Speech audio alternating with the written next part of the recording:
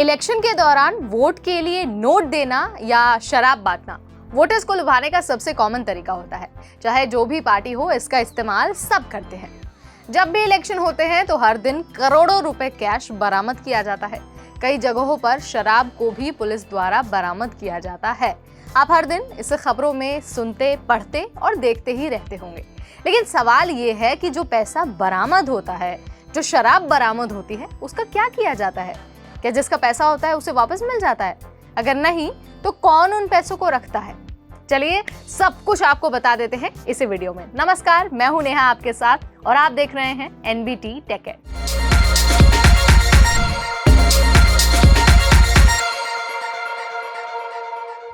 तो सबसे पहले पैसों की बात करें या शराब की बात करें? चलिए पैसों के बारे में ही चर्चा कर लेते हैं। चुनाव के दौरान जब आचार संहिता यानी कि कोड ऑफ कंडक्ट लागू हो जाता है, तब कोई भी व्यक्ति अपने साथ सिर्फ 50,000 रुपए ही कैरी कर सकता है। लेकिन अगर किसी के पास 50,000 से ज्यादा कैश मिलता है ना, तो चुनाव के जो अधिकारी हैं वो उस व्यक्ति से पूछताछ कर सकते हैं। पर ट्विस्ट यहाँ पर यह है, क्योंकि अगर वाजिब जवाब आप नहीं देते हैं चुनावी अधिकारी को, तो व्यक्ति के पास जो पैसा होता है ना, उसे जब्त कर लिया जाता है। उसके बाद जब्त किया हुआ पैसा आयकर विभाग को सौंप दिया जाता है। लेकिन अगर व्यक्ति जिसके पास से पैसा मिला है, जिसके पास से पैसा बरामद हुआ है, उसे अपना पैसा वापस चाहिए, तो आयकर विभाग में दावा करना होता है।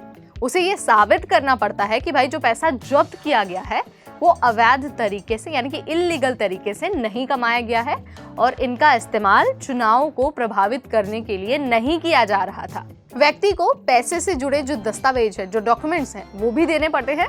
अगर जब्त किए गए पैसों पर कोई दावा नहीं करता है, तो ये जो पैसा मिलता है ना, जो राशि बरामद होती है, वो सरकारी खजाने में जमा कर दी जाती है। तो पैसों की बात हमने कर ली कि भाई जो पैसा बरामद होता है उसे कौन रखता है, क्या होता है। अब बात कर लेते हैं बरामद हुई शराब की। तो देखिए, जैसे पैसे के लिए दावा किया जा सकता है ना और पैसा वापस मिल जाता है, वैसा शराब के साथ तो बिल्कुल नहीं है। बरामद हुई शराब पर कोई भी दावा नहीं किया जा सकता है। जानकारी के मुताबिक चुनाव के दौरान जो शराब मिलती है उसे तो सबसे पहले इकट्ठा किया जाता है, उसके बाद एक साथ उसे नष्ट कर दिया जाता है। शराब को नष्ट करने के लिए रोड रोलर का इस्तेमाल किया जाता है। न्यूज में तो आपने कई बार देखा ही होगा कि रोड पे बहुत सारी शराब की बोतल बिखरी है और उस पर रोड रोलर चलाया जा रहा है।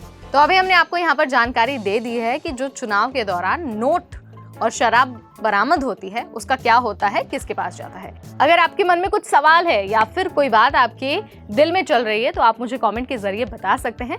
पूरी मैं कोशिश करूंगी कि आप तक मैं पहुंचूं और आपके हर सवाल का आंसर दूं। फिलहाल इस वीडियो में इतना ही। अगली बार फिर आएंगे, आपसे फिर मिलेंगे एक नई जानकारी, एक नई वीडियो के साथ। तब तक मुझे यानी कि नेहा को दीजिए इजाजत। Keep watching NBT tech add.